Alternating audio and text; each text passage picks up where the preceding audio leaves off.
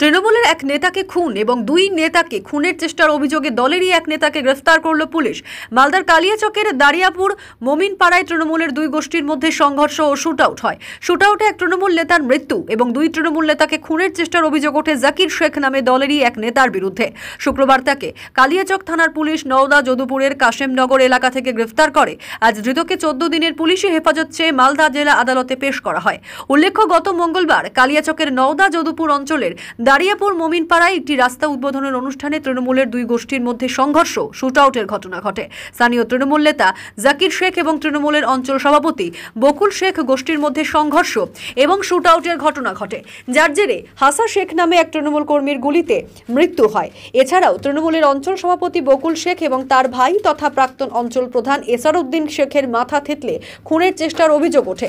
এই ঘটনার তদন্তে নেমে কালিয়াচক থানার পুলিশ ঘটনার পর জাকির গোষ্ঠীর এক দুষ্কৃতীকে গ্রেফতার করে। তবে মূল অভিযুক্ত জাকির শেখ পলাতক ছিল। তাকে ধরতে পুলিশের পক্ষ থেকে স্নিফার ডগ এবং ড্রোনের সাহায্যে গোটা এলাকায় তন্ন তন্ন করে তল্লাশি চালায় পুলিশ। এরপরই শুক্রবার মালদায় আসেন রাজ্য পুলিশের ডিজি রাজীব কুমার। তিনি কালিয়াচকে যান। সেখানকার পুলিশ কর্তাদের সঙ্গে গোটা ঘটনা নিয়ে এক প্রস্ত বৈঠক করেন বলে খবর। আর এই বৈঠকের পর মাত্র ঘণ্টা তিনেকের মধ্যেই কালিয়াচক থানার পুলিশ মূল অভিযুক্ত তৃণমূল নেতা জাকির শেখকে গ্রেফতার করে। আজ ধৃতকে মালদা জেলা আদালতে পেশ করা হয়।